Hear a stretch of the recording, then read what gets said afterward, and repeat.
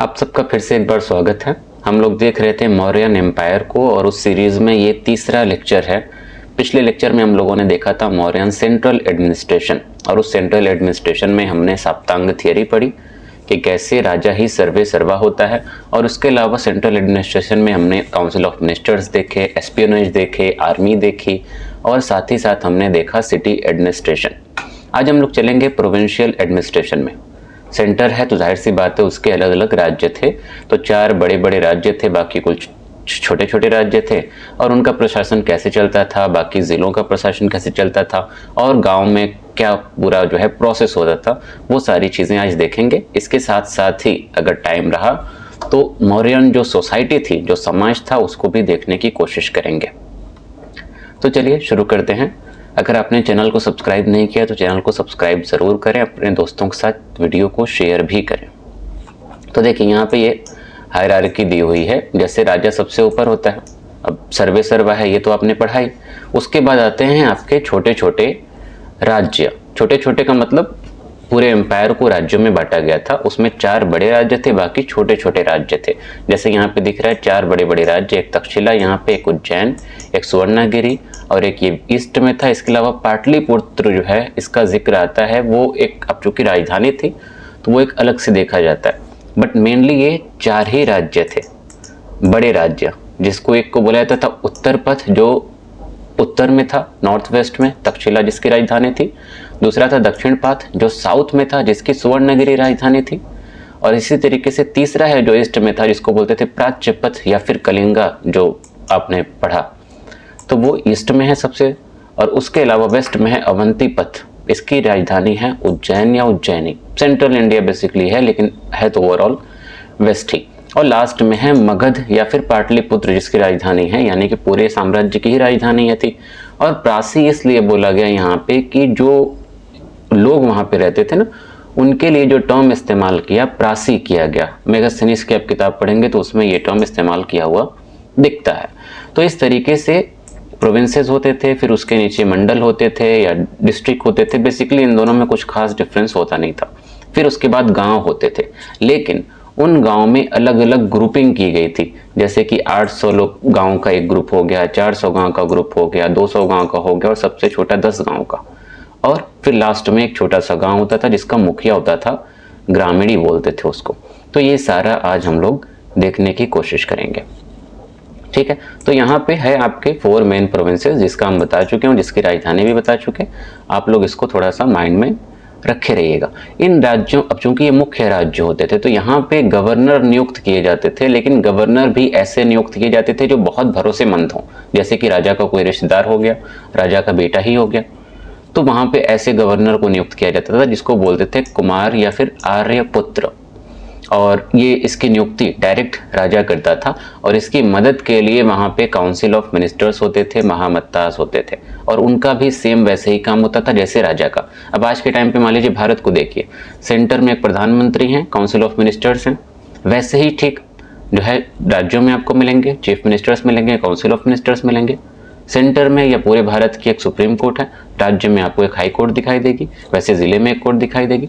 तो वो पूरी एक हायरार्की है, वैसा ही कुछ समवॉट कह लीजिए। हालांकि हाईली सेंट्रलाइज था, ये बहुत ज्यादा केंद्रीकरण था, लेकिन समवॉट कह लीजिए वैसी ही चीजें यहाँ पे भी दिखाई देंगी। काउंसिल ऑफ मिनिस्टर्स का काम था कि राजा जो है आर्यपुत्र को सलाह दे, गवर्नर को सलाह दे। हालांकि वो सलाह जरूरी नहीं कि गवर्नर माने, लेकिन भले ना माने, गवर्नर प्लस जो मिनिस्टर्स हैं ये दोनों मिलके जवाबदेह थे राजा को। जो भी कर रहे हैं अच्छा या बुरा, उन सब की जवाबदेही राजा के प्रति उनकी बनती थी।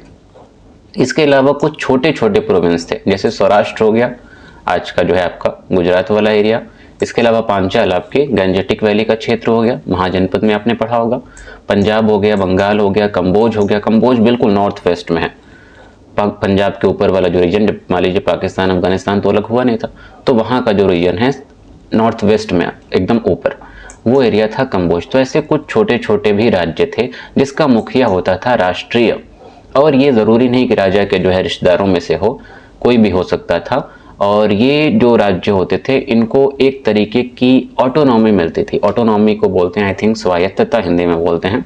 तो इनको एक तरीके की स्वायत्तता दी जाती थी, एक तरीके की आज़ादी दी जाती थी, और यहाँ पे सेंट्रलाइजेशन उतना रिजिडिटी के साथ वर्क नहीं करता था in comparison to governors province या मेजर प्रोविंसेस। ठीक है, इसके बाद आता है उन राज्यों में अलग अलग डिस्ट्रिक्ट्स होते थे, मंडल होते थे, ज़िले होते थे। ठीक है, ज़िला वर्ड इस्तेमाल नहीं होता था, बेसिकली मंडल कह लीजिए। तो उसमें कई ऑफिसर्स होते थे, मुख्य रूप से 3 ऑफिसर होते थे, तीनों लगभग इक्वल थे, लेकिन कोई किसी के सबऑर्डिनेट नहीं था। फिर भी एक रैंकिंग दिखती है जो कि क्लियर कट नहीं है। वो 3 ऑफिसर थे आपके राजुका, युक्ता और प्रदेशिका, या फिर इसी को प्रदेष्ठा भी बोलते हैं, प्रदेष्ट्रिया भी बोलते हैं। तो कई टर्म इनके लिए इस्तेमाल किए गए। तीनों एक दूसरे का चेक एंड बैलेंस करते थे, कोई एक दूसरे पे जो है हावी नहीं होता था, लेकिन तीनों की अलग अलग ड्यूटीज थी। क्या क्या ड्यूटीज थी? जैसे कि प्रदेशिका को मुखिया बनाया गया था मंडल का या जिले का, और वो सारी चीजें देखता था। और लेकिन सारी चीजें देखने का ये मतलब नहीं था कि वो बाकी 2 पे हुक्म चलाएगा। ठीक है, इसकी अपनी एक अलग ड्यूटी थी, जैसे कि लॉ एंड ऑर्डर को मेंटेन करना, फोर्सेस को मेंटेन करना, और अगर मान लीजिए कोई हत्या वगैरह हो गई या कोई भी क्रिमिनल मैटर हो गया, केस हो गया, तो उन सब को भी कौन देखता था? आपका प्रदेशिका। इसी तरीके से राजुका होता था। ये उसके बाद रैंक कहा जाए तो सेकंड है, लेकिन उसका सबऑर्डिनेट नहीं है, क्योंकि इसका भी एक अलग अपना काम है। ये मेनली टैक्स कलेक्शन में रहता था, रेवेन्यू कलेक्शन में रहता था। इसके साथ साथ कोई जमीन से रिलेटेड अगर केस है तो वो इसको देखता था। आसान भाषा में कहिए तो प्रदेशिका जो है दीवानी वाला काम देखता था, दीवानी कह रहे हैं, ये जो है मुगल में हम पहुंच रहे हैं। प्रदेशिका जो है क्रिमिनल मैटर्स देखता था और राजुका जो है सिविल मैटर देखता था। ठीक है, और सिविल मैटर का मतलब क्या हो गया? कोई भी ऐसी चीज जिसमें जो है कुछ कत्ल वगैरह इन्वॉल्व नहीं है, कोई बड़ी चीज इन्वॉल्व नहीं है, कोई भी घरेलू चीज हो गई, घरेलू कुछ मसला हो गया, घरेलू लड़ाई हो गई, जमीन का मसला हो गया, बाउंड्री का मसला हो गया, ये सब किस में आते हैं? सिविल मैटर्स में आते हैं। तो राजुका जो है सिविल मैटर्स देखता था। इसके अलावा तीसरा था आपका युक्ता, और युक्ता का काम था बेसिकली रिकॉर्ड कीपिंग का। पतवारी एक तरीके से आई थिंक टर्म इस्तेमाल होता था, इस टाइम पे नहीं, आप और भी आपने पढ़ा होगा। तो जो भी रिकॉर्ड कीपिंग है, किसी भी चीज़ की रिकॉर्ड कीपिंग हो, चाहे ज़मीन की हो या किसी भी बात की हो या पूरा रेवेन्यू का रिकॉर्ड कीपिंग हो, वो सब देखता था आपका युक्ता। तो अल्टीमेटली ये इन दोनों की मदद करता था। हालांकि ज़मीन उस टाइम पे प्राइवेट नहीं होती थी, सारी ज़मीनें जो है सेंटर के या साम्राज्य के अधीन होती थी। तो इस तरीके से ये तीनों काम करते थे, तीनों एक दूसरे के लिए चेक एंड बैलेंस का काम करते थे, तीनों की अपनी अपनी ड्यूटी थी, कोई किसी का सब ऑर्डिनेट नहीं था। खास बात यह है कि तीनों की नियुक्ति राज्य जो है सेंट्रल गवर्नमेंट द्वारा की जाती थी, यानी कि डायरेक्टली राजा के द्वारा। इसके बाद आता है आपका विलेज एडमिनिस्ट्रेशन। विलेज समवॉट ये भी क्या था? ऑटोनॉमस था, इनको भी एक तरीके की अपनी आज़ादी थी। और जो अच्छा विलेज में पहले ये ग्रुपिंग जैसे कोई हम बताए तो देखा जाए तो 800 गांव की ग्रुपिंग हुई। उसको जो मुखिया था, जो हेड करता था, उसका नाम था, उसको बोला जाता था अस्थानीय, और अस्थानीय की मदद करने के लिए एक होता था गोपा। और इसी तरीके से 400 गांव का जो ग्रुप था उसको बोलते थे, उसके मुखिया को बोलते थे द्रोणामुखा। 200 गांव का जो ग्रुप था उसको बोलते थे कर्ववतिकाज, और 10 गांव का जो ग्रुप है उसके मुखिया को बोलते थे सनाग्रहण। ये ग्रुपिंग थी, और ग्रुपिंग का कुछ खास मतलब नहीं था। सीधा सीधा ये ग्रुपिंग का सेंस इतना सा था कि ये लोग रेवेन्यू कलेक्शन करेंगे, और रेवेन्यू भी कलेक्ट करके अल्टीमेटली ये किसको देते थे? राजुका को देते थे, क्योंकि राजुका की ड्यूटी भी तो वही है कि रेवेन्यू कलेक्ट करना है। तो सारा रेवेन्यू अल्टीमेटली इसी के पास आ रहा है, और राजुका किसको फिर देगा? फिर वो सेंट्रल गवर्नमेंट को हैंड ओवर कर देगा। तो इस तरीके से सारी चीज़ें होती थी। बट ग्रुपिंग का तो ठीक है, एक अलग चीज़ है। बट एक गांव में मान लीजिए कोई एक अलग गांव है, तो उस गांव में क्या क्या निज़ाम था, कैसे सिस्टम चलता था। तो गांव में मौर्य साम्राज्य की तरफ से, सेंटर की तरफ से किसी को नियुक्त नहीं किया जाता था मुखिया के तौर पे। वहाँ पे ग्राम पंचायत होती थी, उस ग्राम पंचायत में एक मुखिया चूज किया जाता था जिसको ग्रामिका या ग्रामेक्या बोलते थे, और इसकी नियुक्ति ना प्रोविंशियल गवर्नर करता था ना राजा करता था, बल्कि उसी गांव के जो बड़े बुजुर्ग थे जिसको बोलते थे ग्राम वृद्धास, वो लोग मिलजुल के नियुक्त करते थे। हटाना होता था तो वही लोग मिलजुल के हटा देते थे, और पंचायत में जो भी गतिविधियां या क्रियाकलाप होते थे उन सभी गतिविधियों में ग्राम वृद्धास या गांव के जो बुजुर्ग हैं वो शामिल होते थे। क्या काम होते थे वहाँ पे? गांव से रिलेटेड कोई भी मसला हो, कोई भी काम हो, झाड़ू पोछा, मतलब झाड़ू पोछा तो गली में नहीं, मतलब नालियाँ हो गई, साफ सफाई हो गई, सैनिटेशन हो गया, और उस मोहल्ले का, गांव का लॉ एंड ऑर्डर हो गया, वो सारे मसले आपके देखे जाते थे पंचायत में। और भी कोई जुडिशियल मैटर आ गया तो वो सब भी इसी में देखा जाता था। प्लस ये लोग पनिश भी कर सकते थे, अगर ऐसा कुछ मसला आया पनिशमेंट देनी है तो पनिशमेंट भी दी जा सकती थी। अगली चीज़ है लॉ एंड ऑर्डर। तो लॉ एंड ऑर्डर, अगर एक तो आपने सेंटर वाला पढ़ा था, अब ये क्या हो गया, प्रोविंस और प्रोविंसेस से नीचे जितनी चीज़ें हैं उसकी बात आ गई। तो प्रोविंस में अगर सबसे ऊपर देखा जाए तो जो प्रोविंशियल गवर्नर्स हैं वो महामद्रास की मदद से क्या करते थे, फैसले सुनाते थे। जैसे एकदम ऊपर राज्यसभा थी, राजा की अदालत सुप्रीम कोर्ट, वैसे ही प्रोविंस में हाई कोर्ट एक तरीके से होती थी, और यहाँ पे गवर्नर, महामद्रास और राजू का प्रदेष्टा भी कभी कभी इसमें शामिल होते थे स्पेशल मैटर में, और ये लोग मिलजुल के फैसला करते थे। हाँ, डिस्ट्रिक्ट कोर्ट में जो है चीज़ें बेहतर हैं। यहाँ पे 3 तरीके की कोर्ट होती थी। एक होती थी धर्मास्थिया। धर्मास्थिया क्या थी, ये एक तरीके की सिविल कोर्ट थी। मारकाट से हट के जितने भी मसले आते थे, लड़ाई झगड़ा हो गया, जैसा कि अभी हम बताया, सिविल मैटर का मतलब यही होता है कि लड़ाई झगड़ा हो गया, छोटा मोटा घरेलू झगड़े हो गए, मियाँ बीवी का झगड़ा हो गया, तलाक की बात आ गई, ज़मीन में जो है हिस्सा लेने की बात आ गई, प्रॉपर्टी राइट्स की बात आ गई, ये सारे मसले किस में देखे जाते थे, धर्मस्थिया में। और इसका जो हेड होता था उसको बोलते धर्मस्थास। इसी तरीके से होता था कंटक शोधन, ये क्रिमिनल कोर्ट होता था। इसमें मर्डर हो गया, जो है मार कुटाई हो गई, ऐसे जो भी मसले हैं बड़े बड़े, वो सारे मसले इसमें आते थे, और इसको 3 अमात्य जो है 3 मंत्री देखते थे। हालांकि मान लीजिए कि आपको इन सब का फैसला पसंद नहीं आया, धर्मास्थ्या का या कंटक शोधन का या व्यवहार का भी। व्यवहार एक कोर्ट होती थी जिसमें व्यापार से रिलेटेड मसले देखे जाते थे। तो बहरहाल मान लीजिए आपको पसंद नहीं आया, या मतलब आप पसंद का मतलब आप जो है बेगुनाह हैं और फैसला मान लीजिए आपके हित में नहीं है, तो इनके पास अधिकार होता था कि वो प्रोविंशियल गवर्नर के पास जा सकते थे, यानी कि हाई कोर्ट पहुंच सकते थे। इसी तरीके से उसके नीचे होते थे आपके विलेज वाला, जो कि अभी हम बताए पंचायत में भी न्याय होता था। अब सवाल ये उठता है कि न्याय करते कैसे थे।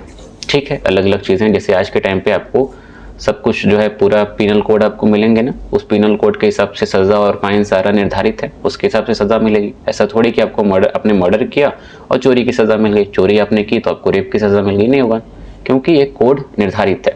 वहाँ पे क्या था, वहाँ पे तो आईपीसी नहीं था या सीआरपीसी नहीं था, तो कैसे मसले सॉल्व होते थे, तो उनके लिए कई सारी चीज़ें थी, वहाँ पे कई सारे क्राइटेरिया थे। पहला तो यही देखा जाता था कि कंप्लेंट किसने की और जो एविडेंस हैं, सबूत जो हैं क्या क्या हैं। इसके अलावा साक्ष्य खोजे जाते थे कि कोई साक्षी है कि नहीं है। फिर इन्वेस्टिगेशन भी की जाती थी, अन्वेषण। ठीक है, पूरा इन्वेस्टिगेशन इस तरीके से कह लीजिए कि जो जासूस होते थे ना, जासूसों का जो नेटवर्क होता था, उनकी मदद ली जाती थी और उनकी मदद से सारी चीज़ें चेक की जाती थी। और फिर ट्रायल जो होता था ना, ये थोड़ा सा कंट्रोवर्शियल है। ट्रायल का अलग अलग तरीका था। कई बार ऐसा हो सकता है कि आपके पास सबूत ना हो कि हाँ आप बेगुनाह हैं, तो ये लोग क्या करते थे, अर्थशास्त्र में बड़ी बेकार बेकार चीज़ें भी हैं, ये तो फैक्ट है ना, तो उसमें क्या था कि वर्ण के हिसाब से ट्रायल किया जाता था। मान लीजिए आप अपनी बेगुनाही साबित नहीं कर पाए, तो ऑर्डियल सिस्टम का अपनाया जाता था, जिसमें अग्नि परीक्षा देनी होती थी। जैसे मान लीजिए एक वैश्य है, तो उसको पानी में फेंक दिया जाता था कि देखो फेंक दें तुमको, अगर तुम बेगुनाह होगे ना, डूबना नहीं, बेगुनाह होगे तो डूबोगे, और जो है गुनाहगार होगे तो डूब जाओगे। और इसी तरीके से क्षत्रिय है तो उसको आग में डाला जाता था, ब्राह्मण है तो उनके लिए एकदम जो है आसान चीज़ें होती थी, वजन जो है वेट किया जाता था। ऐसे शूद्रों के लिए भी था, आई थिंक शूद्रों का कमर में बांध के जो है पत्थर बांधे जाते थे और उनको भी फेंक दिया जाता था, तो वैसे शूद्र तो लोअर ही माने जाते थे। तो ऐसी चीज़ें थी। तो ये बेवकूफ़ी भरी बातें हैं। ऐसे कैसे, मान लीजिए कोई बेगुनाह है तो वो कैसे तैरने लगेगा, मुमकिन नहीं है ना। तो बट ऐसी चीज़ें की जाती थी। तो ऐसा भी एक तरह से ब्रुटैलिटी है, बहरहाल। और लास्ट बट नॉट लीस्ट, धर्मशास्त्र जो भी मौजूद थे, चाहे वो अर्थशास्त्र को उनका ही ले लीजिए, मनुस्मृति ले लीजिए, या जो भी उस वक्त किताबें मौजूद थी, उन किताबों के हिसाब से जो भी उसमें चीज़ें कही गई हैं उसके हिसाब से फैसले लिए जाते थे। और फैसलों में कई तरीके के अलग अलग जो है दंड दिए जाते थे। कई बार ऐसा होता था फाइन लगाई जाती थी, कुछ छोटा मोटा जो है धोखेबाजी कर दी, कम तौल के दे दिया, पैसे ज़्यादा ले लिए किसी सामान के, ऐसी चीज़ें होती हैं। कोई मार कुटाई वाला काम किया, क्रिमिनल मैटर की में इन्वॉल्व हैं, तो जेल में डाल दिया जाता था। इसके अलावा कई बार ऐसी पनिशमेंट दी जाती थी कि हाथ पैर काट दिए जाते थे। मान लीजिए किसी ने किसी का हाथ काट दिया तो उसका भी हाथ काटा जाएगा, या किसी ने कुछ भी वैसा काम किया जो बहुत बड़ा नहीं है लेकिन इतना हल्का भी नहीं है, तो ऐसे कामों में जनरली व्हिपिंग होती थी, जो है चाबुक मारे जाते थे, हाथ पैर काटे जाते थे, नाक काटी जाती थी, ऐसी चीज़ें दिखाई देती थी। डेथ पेनल्टी भी थी, मृत्यु दंड भी था। और मृत्यु दंड ऐसा जैसे कि इंडियन सोर्सेज में या इन सब में मिलता है कि बहुत हीनियस क्राइम होता था, बहुत बुरा क्राइम होता था तो मृत्यु दंड दिया जाता था। लेकिन मेगास्थनीज ने अपनी इंडिका में लिखा कि अगर किसी ने टैक्स जो है नहीं दिया, 10% टैक्स अगर किसी ने नहीं दिया तो उनको भी कभी कभी मृत्यु दंड दिया जाता था। तो टैक्स कलेक्शन को लेकर ब्रुटैलिटी मौर्य साम्राज्य में दिखाई देती है और वो एक वजह भी बनता है आगे उनके पतन का। और एग्जाइल भी किया जाता था, यानी कि जो है आई थिंक उर्दू में बोलते हैं जिला बदर करना, बाहर निकाल देना। तो ये सारी चीज़ें भी थी। लॉ इन्फोर्समेंट और जो है कौन कौन लोग होते थे, जैसे आज के टाइम पे पुलिस होती है ना, तो वैसे ही उस टाइम पे भी ऐसे कुछ जो है फोर्सेस होती थी। अंतपाल जो बॉर्डर देखते थे, दंडपाल जो शहरों को देखते थे, इसके अलावा गुधा पुरुष जो जासूस थे ना, उनके मुखिया, ये पहले बता चुके हैं। तो ये सारी चीज़ें थी। अब कुछ अलग से एस्पेक्ट हैं मौर्यन एडमिनिस्ट्रेशन के, उसमें आपका है फाइनेंशियल एडमिनिस्ट्रेशन। जो राजस्व था वो कैसे होता था, तो देखिए जो राजस्व था वो बहुत, जो फाइनेंशियल एडमिनिस्ट्रेशन था बहुत वास्ट था। वास्ट इन द सेंस कि इतना बड़ा एम्पायर था, तो इतने बड़े एम्पायर को चलाने के लिए इतना ज़्यादा पैसा भी चाहिए आपको। तो वो पैसा कहाँ से आएगा, तो उसके लिए बहुत तरीके के कर और टैक्सेस लगाए गए थे। कुछ टैक्स रेवेन्यूज़ भी थे, कुछ नॉन टैक्स रेवेन्यूज़ भी थे, वो सब हम देखेंगे। बहरहाल काम की बात एक ये है कि जो मुखिया होता था राजस्व का, उसको बोलते थे पान्याध्यक्ष, याद रखिएगा।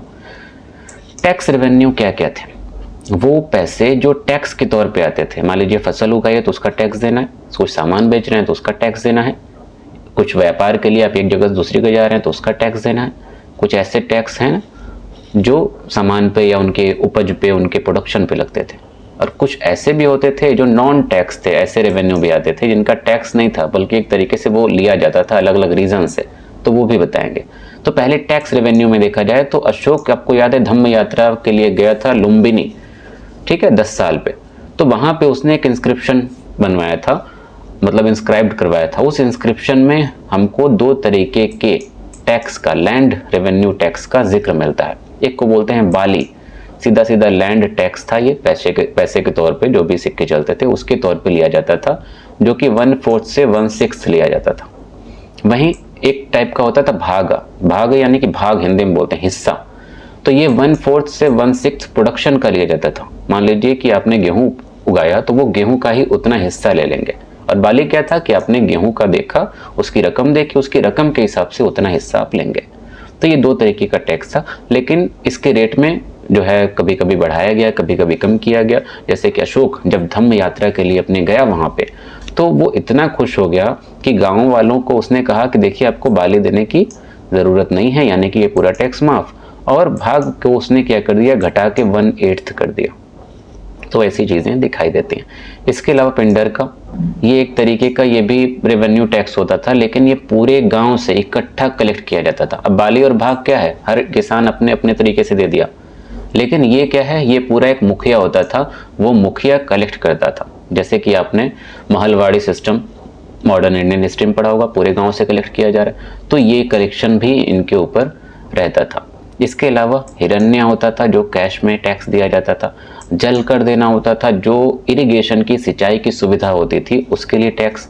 इसके अलावा शुल्क होता था, जो कि टोल टैक्स, एक तरीके से एक बाउंड्री से दूसरी बाउंड्री में आप गए तो वहां पे आप टैक्स देंगे। 1/5 से 1/25 ऑफ ट्रेडिंग दिया जाता था। तो ये कभी कभी जो है ज़्यादा होता था, कभी कभी बहुत कम होता था। और ट्रेड टैक्स जो है फाइनली ये वही वाली बात है।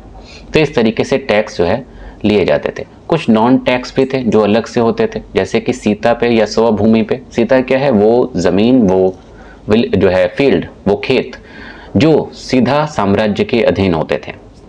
और इसमें शूद्रों से भी काम करवाया जाता था, ब्राह्मणों से भी काम करवाया जाता था। सब लोग इस जो है सीता भूमि पे डाले गए ताकि राजा की जो फसल है वो ज़्यादा से ज़्यादा हो और ज़्यादा से ज़्यादा कमाई हो। तो एक तरीके से यहाँ पे मेल जोल भेदभाव खत्म करने का मकसद नहीं था, यहाँ पे सीधा सीधा मकसद यही था कि हाँ कैसे अपना राजस्व बढ़ाया जाए। तो कुछ लोग इसको बोलते हैं कि हाँ इंक्लूसिव ग्रोथ हो रही है। इंक्लूसिव ग्रोथ कुछ नहीं थी कि हाँ सबको, सबका साथ सबका विकास वाली बात कतई नहीं थी। यहाँ पे सीधा सीधा यहाँ पे मकसद बस यही था कि कैसे राजस्व बढ़ाया जाए, और उसके लिए अगर सबको साथ लेकर चलना पड़े तो लेकर चलेंगे, ये बात थी।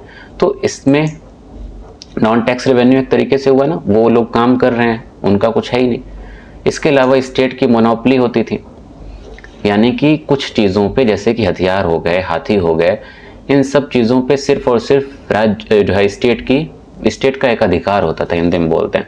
यानी कि वो चीज़ें सिर्फ और सिर्फ राज्य ही बेचेगा, कोई और इंडिविजुअल उस चीज़ को नहीं बेचेगा। तो वही सिर्फ बेचेगा, तो जिसको भी खरीदना है उन्हीं से खरीदना पड़ेगा। तो इससे भी राज्य को बहुत पैसे आ रहे हैं। तो सीता भूमि से बहुत ज़्यादा आ रहा था कि पूरी फसल राजा की ही, और मोनोपोली से हाथी हो गए, नमक हो गए, या जंगल का कुछ सामान हो गया, हथियार हो गए, इन सब को बेचना खरीदना सिर्फ और सिर्फ राजा के हाथ में। तो इससे भी पूरा पैसा राजस्व में जाता था। इसी तरीके से होता था प्राणय, ये एक तरीके का वॉलंटरी टैक्स था। ये भी किसानों को देना होता था, लेकिन एक गिफ्ट के तौर पे पाणिनि ने इसका जिक्र किया था, और ये लिया जाता था कि कैसी ज़मीन है उसके हिसाब से।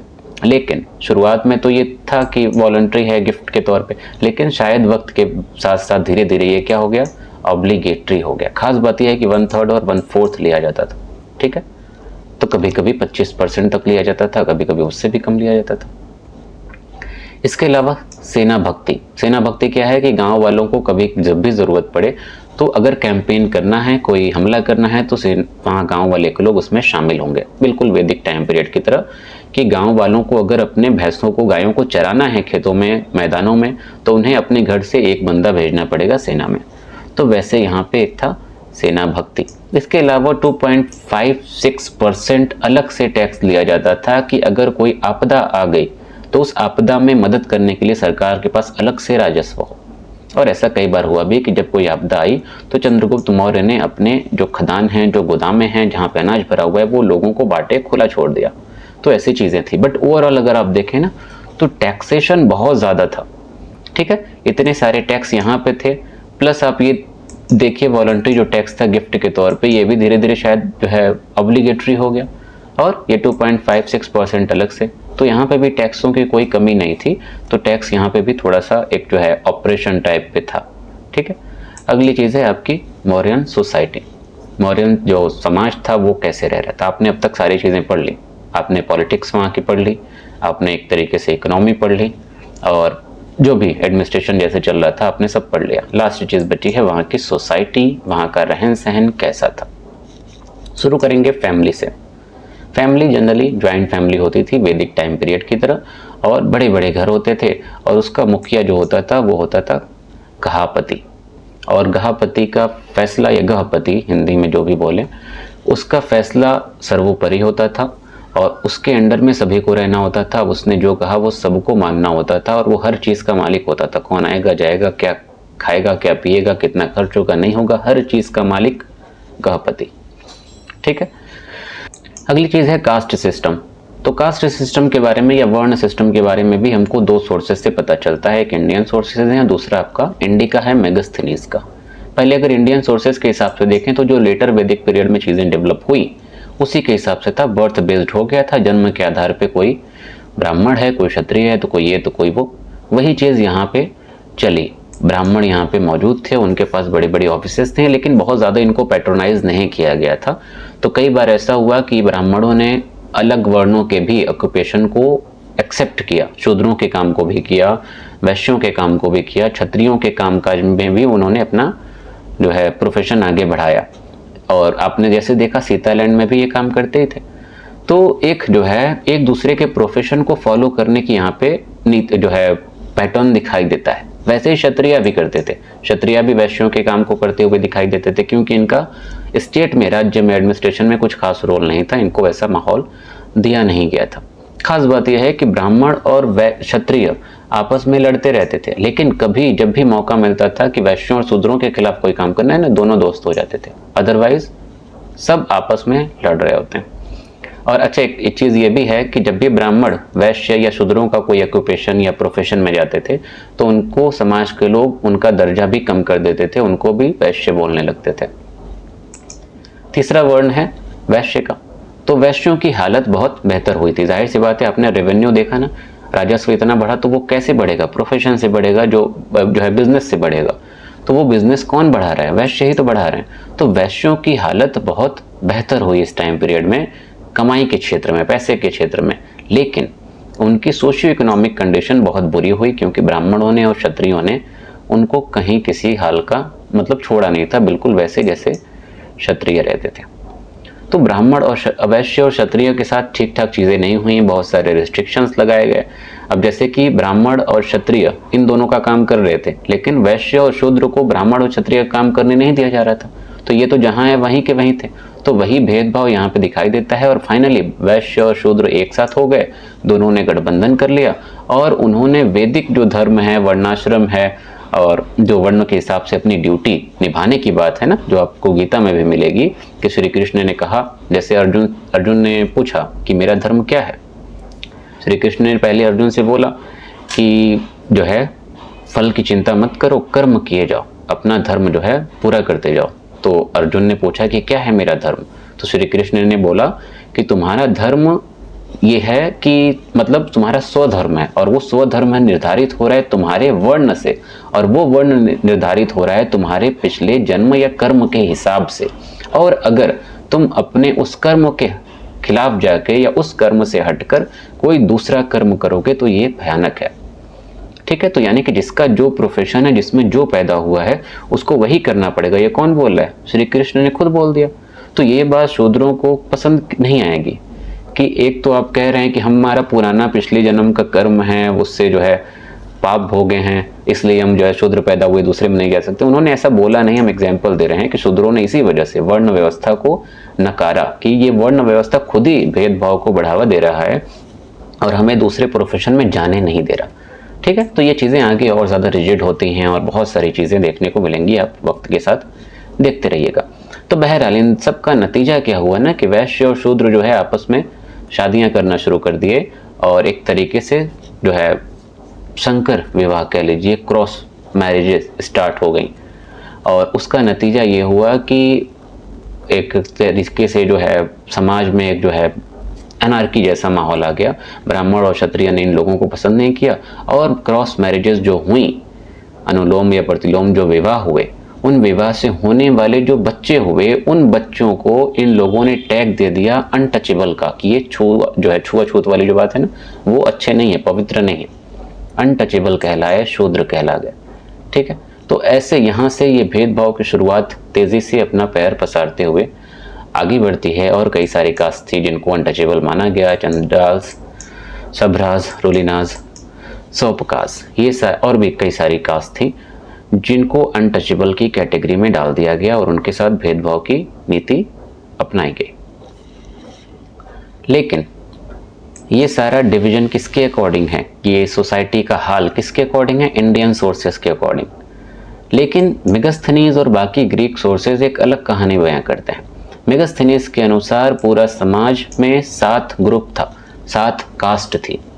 ठीक है, और उस 7 कास्ट के हिसाब से पूरा समाज बटा हुआ था। पहले सबसे ऊपर होते थे फिलोसोफर, और फिलोसोफर सबसे ऊपर होते थे, यानी कि उनकी रैंकिंग सबसे ऊपर होती थी, हालांकि संख्या में कम होते थे। इनमें 2 ग्रुप होता था, एक होते थे ब्राह्मण्स और दूसरे होते थे श्रमणाज। श्रमणाज में जो है बाकी धर्म के महान और बुद्धिजीवी लोग आ गए, और वो लोग आ गए जो ऑर्थोडॉक्स होते थे। तो 2 ग्रुपिंग फिलोसोफर की होती थी, और ये सबसे ऊपर माने जाते थे क्योंकि इनके पास बहुत ज्ञान था और इनके पास बहुत सारी सुविधाएं थी, बहुत सारी फैसिलिटीज़ थी, और टैक्स वगैरह की इनको छूट दी जाती थी। दूसरे नंबर पे आते थे कल्टिवेटर्स या एग्रीकल्चरिस्ट, वो लोग जो खेती करते थे। इनका नंबर सबसे ज़्यादा होता था क्योंकि सबसे बड़ी पॉपुलेशन इन्हीं की थी, तो बहुत बेहतर इनका जो है प्रोडक्शन होता था। अब जिंदगी उनकी जैसी भी रही हो, लेकिन प्रोडक्शन में ये बहुत माहिर थे। तीसरा कैटेगरी है हंटर्स और हर्ड्समैन की। हंटर कौन थे? जो शिकार करते थे, पक्षियों का शिकार करते थे, जानवरों का शिकार करते थे। इनकी संख्या बहुत ज़्यादा नहीं थी, लेकिन एक पॉइंट टू बी नोटेड वाली बात यह है कि ये बाहर रहते थे। जो मेन मुख्य जो एरिया होता था रहने का, उस एरिया से बाहर ये टेंट वगैरह में अपनी ज़िंदगी गुजारते थे। और अगले हैं आर्टिसंस और ट्रेडर्स। आर्टिसंस क्या हैं? वो लोग जो सामान वगैरह बनाते थे, सामान बना के बेचते थे, चाहे वो हथियार हो गए या कोई भी चीज़ हो गई, वो सारा सामान बना के भेजते थे, मतलब बेचते थे। और साथ ही साथ अच्छा एक चीज़ ये भी है कि ये थोड़ा सा जो है प्रॉस्पेरस थे, पैसे इनके पास अच्छे खासे थे, तो इनको भी टैक्स की जो है छूट रहती थी और राज्य में जब भी ज़रूरत होती तो ये लोग अपनी ड्यूटी वहाँ पे भी देते थे। प्लस इनके पास पैसे इतने ज़्यादा थे कि ये मनी लेंडिंग भी किया करते थे। अगली है जो स्टडी वो है सोल्जर्स की, 5वां ग्रुप है, लेकिन अगर नंबर्स के हिसाब से देखा जाए ना तो ये सेकेंड लार्जेस्ट ग्रुप है, क्योंकि खेती करने वाले सबसे ज़्यादा और इतनी बड़ी जो है सेना रहती थी तो पूरा गांव ही उसमें शामिल होता था लगभग, तो इनका नंबर भी बहुत ज़्यादा रहता था। इसके अलावा छठा जो ग्रुप था वो था आपका स्पाइज, जो जासूस होते थे, उनका ग्रुप है। और लास्ट है वो है काउंसिलर्स का। और ये आखिरी जो ग्रुप था वो राजा का जो है एक तरीके से सलाहकार होता था, जो राजा के मुख्य जो मंत्री होते थे ना, करीबी लोग जो होते थे, सलाह मशवरा करते थे, वो सारे इस ग्रुप में डाले गए। अब खास बात यह है, मेगास्थनीज ने जिसका जिक्र किया, उन्होंने कहा कि ये सिर्फ लेबर डिवीजन नहीं था, इन्होंने कहा कि ये बिल्कुल कास्ट सिस्टम की तरह था, जिसमें अलाउ भी नहीं था कि एक ग्रुप दूसरे ग्रुप से जाके शादी करे। जो जिस ग्रुप का है उसी ग्रुप में शादी कर सकता था, सिर्फ और सिर्फ फिलोसफर्स जो हैं, पहली जो रैंक थी ना, पहला जो ग्रुप था, इनको छोड़ के ये इनको पूरी छूट थी, वो किसी ग्रुप में भी काम कर सकते थे। हालांकि बाद में इसको बहुत सारे लोगों ने क्रिटिसाइज किया कि मेगास्थनीज ने इजिप्ट का जो डिवीजन है जहाँ पे 7 ग्रुप होता था उसके आधार पे यहाँ पे भी डिवीजन कर दिया, और इस बात को झुटलाया भी नहीं जा सकता। हो सकता है मेगास्थनीज ने ऐसी गलती की हो, क्यों की हो आपको भी पता है कि मेगास्थनीज ने कहा कि भारत में स्लेवरी नहीं थी उस टाइम पे, गुलामी नहीं थी, जबकि अर्थशास्त्र में और बाकी जगहों पे साफ साफ हमको सबूत मिलता है कि भारत में गुलामी थी उस टाइम पे, मौर्यों के टाइम पे। तो मेगास्थनीज से शायद ये कंफ्यूजन हुई हो कि वो गुलामी यूरोप वाली सोच रहा होगा। यूरोप में बहुत बेकार गुलामी होती थी, जानवरों की तरह व्यवहार किया जाता था। भारत में गुलामी का मतलब ये नहीं था जानवरों की तरह, उनके मतलब ये था कि हाँ काम काज इंसान करवाएगा। तो ये सोच के शायद उसको लगा हो कि गुलामी जो है भारत में नहीं है। तो ये चीज़ भी हो सकता है न रही हो कि कास्ट के बेसिस पे, ग्रुप के बेसिस पे ही शादी हो रही है। तो मेगास्थनीज के सोर्सेज में कई सारी ऐसी चीज़ें दिखाई देती हैं। इसका रीज़न एक ये भी है कि मेगास्थनीज का जो ओरिजिनल कंटेंट था वो कितना गायब हो गया, तो टुकड़े टुकड़े में बचा, तो कुछ और लोगों ने उस टुकड़ों को लिया और अपने अपने हिसाब से मिर्च मसाला भी ऐड करके उन्होंने फिर से नया कंपाइलेशन किया। और एक चीज़ ये भी है कि मेगास्थनीज ने ऐसी भी बहुत सारी बातें लिखी जो उसने बस सुनी थी, दरबार में तो रह रहा था, उसको जो प्रशासन के बारे में जानकारी ना बहुत बेहतर है और बहुत सटीक उसने लिखा, लेकिन उसने ऐसी बातें भी लिखी जो हुई नहीं, या फिर उसने बस सुनी और लिख दी, जो कथाओं में सुनी उसने। एग्जाम्पल के तौर पर उसने लिखा कि एक ऐसे इंसान भी वहाँ पे रहते थे जिनके कान ज़मीन तक छूते थे, ऐसे भी इंसान थे जिनका मुंह नहीं था, ऐसे भी इंसान थे जिनके 2 आँख नहीं बल्कि यहाँ पे 1 आँख थी। ठीक है, ऐसी चीज़ें लिखी उन्होंने। एक चीज़ ये भी लिखी मेगास्थनीज ने कि एक ऐसी जाति है जिनका कद, जिनकी हाइट 27 इंच से ज़्यादा नहीं होती, यानी कि 2 फीट मान लीजिए, इतनी बड़ी, उससे बड़े आदमी ही नहीं होते। तो ऐसी ऐसी बातें लिखी। तो ऐसी बातें लिखने का मतलब क्या वहाँ पे सच में ऐसे लोग थे? नहीं, उसने ऐसी कथाएं सुनी। और नमित अरोड़ा अपनी किताब में लिखते हैं कि ये 2 बातें हो सकती हैं। तो उसने ऐसे ही बस कहानियाँ जो सुनी वो लिख दी। दूसरा ये कि उस टाइम पे ब्राह्मणों ने भी बहुत कहानियाँ बनाई, जो है धर्म से कनेक्ट करके, राक्षस की, राक्षसिनियों की, ऐसी बहुत सारी कहानियाँ बनाई और लोगों को सुनाई।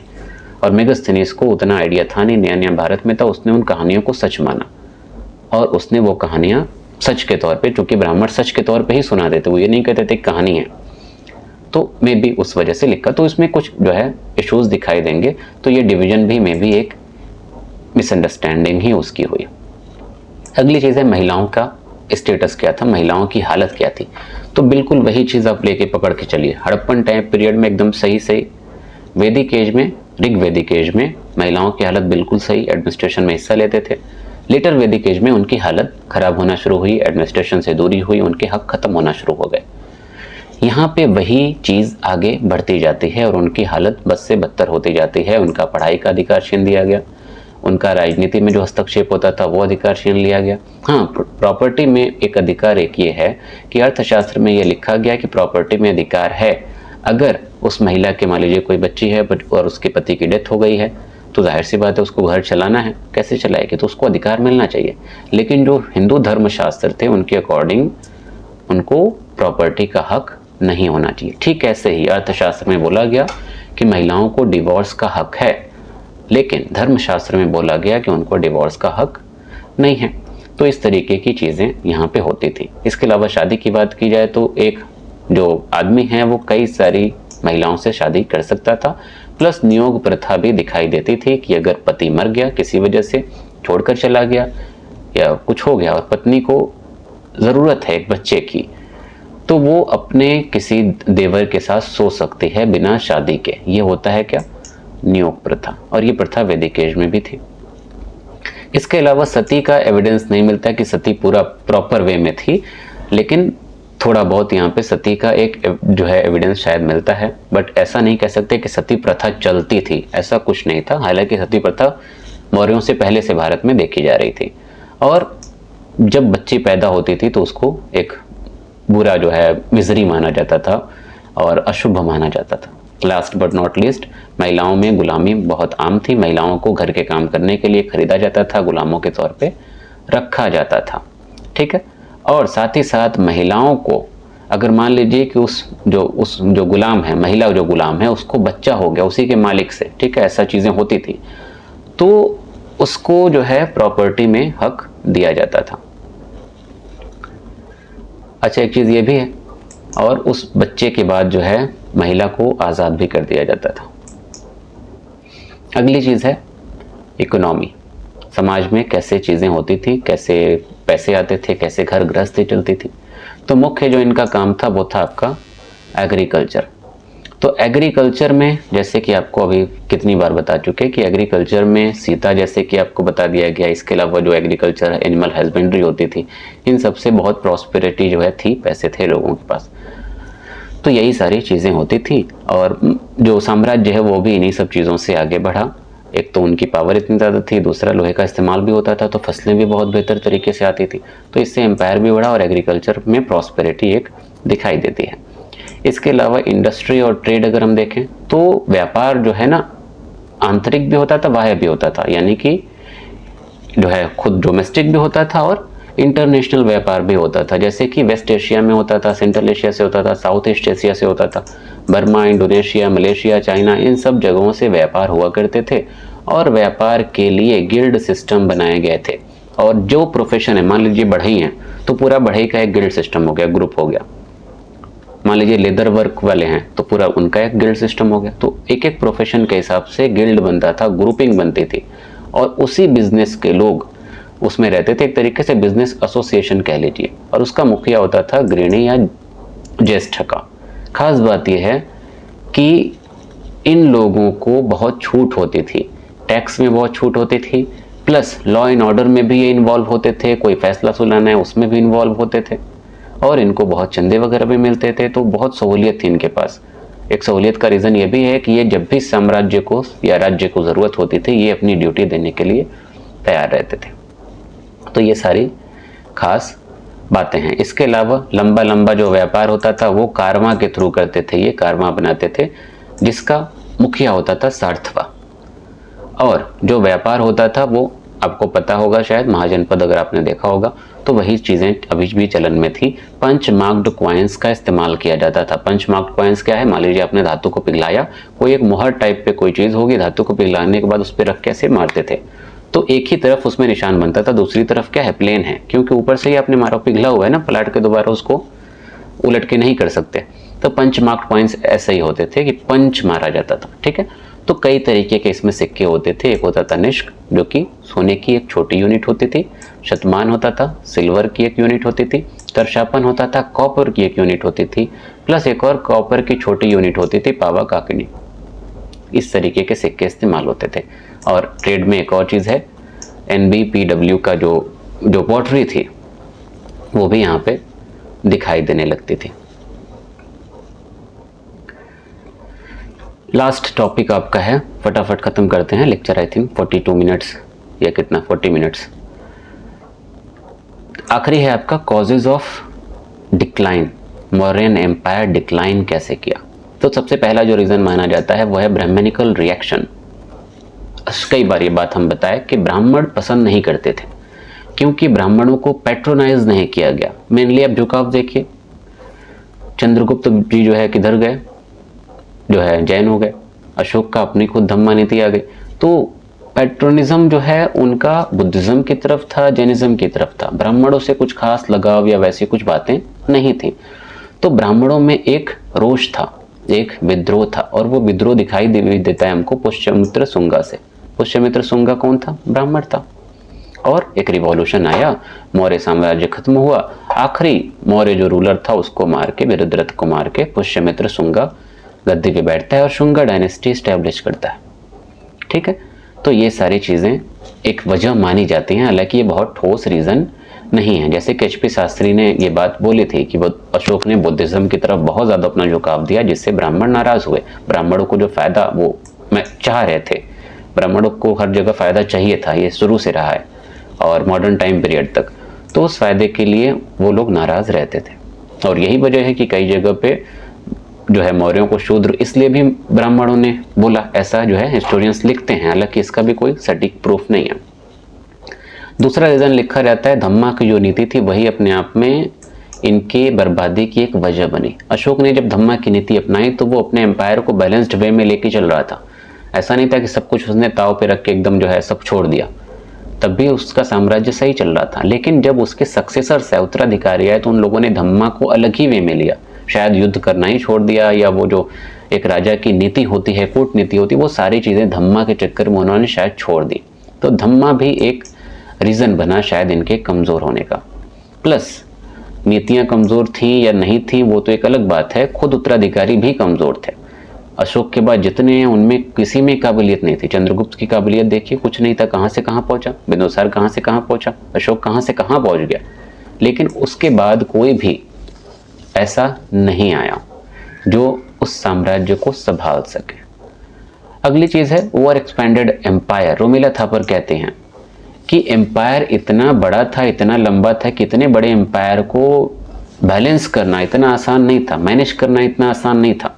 जब एम्पायर बहुत ज़्यादा बड़े हो जाते हैं ना, तो आप देखा करिए उनकी बर्बादी वहीं से शुरू हो जाती है, क्योंकि मैनेज नहीं कर पाते। मौर्य साम्राज्य देखिए, अशोक के बाद गया। मुगल साम्राज्य देखिए, औरंगजेब के बाद गया। तो ये चीज़ें हैं, मैनेज करना आसान नहीं होता। उस पर से इतने पैसे उसमें चाहिए होते हैं, ट्रेजरी पूरी खाली हो जाती है, खजाना खाली हो जाता है, कहाँ से मैनेज होगा।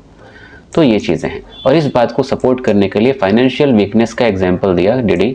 कौशाम्बी ने, कि इतने ज़्यादा जो है खर्चे थे, और उस खर्चे के को पूरा करने के लिए इतने ज़्यादा टैक्सेस लगाए गए, हर एक चीज़ पे टैक्स लगाया गया। कोई भी चीज़ आती थी, कोई भी सामान, कोई भी चीज़, कोई भी प्रोडक्शन, उन हर चीज़ों पे टैक्स लगाया जाता था। अर्थशास्त्र में ये बात साफ साफ लिखी गई कि tax should be imposed on even on actors and prostitutes, यानी कि जो नाच गाने करने वाले हैं, काम करने वाले हैं, उन पे भी टैक्स लगाओ, प्लस जो तवायफ हैं, जो अपना जिस्म बेचती हैं, उन पर भी टैक्स लगाओ। कहीं से कुछ भी छोड़ने के लिए यहाँ पे वो चीज़ नहीं थी, रियायत नहीं थी, और सब पे टैक्स लगाने की बात कही गई। तो इतना टैक्स लगाया गया तो जनता में भी थोड़ा वो दिक्कत थी, और टैक्स लगाने की इनकी मजबूरी भी थी, क्योंकि एम्पायर मैनेज नहीं हो रहा था।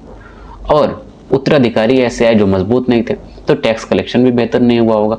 इन सब चीज़ों से क्या हुआ, एम्पायर फाइनेंशियली बहुत वीक हो गया, और उस वीक होने की वजह से एम्पायर जो है सत्यानाश हो गया, ख़त्म हो गया। तो उम्मीद करते हैं आपको ये मौर्यन एम्पायर का 3 लेक्चर आई थिंक हुआ पसंद आया होगा।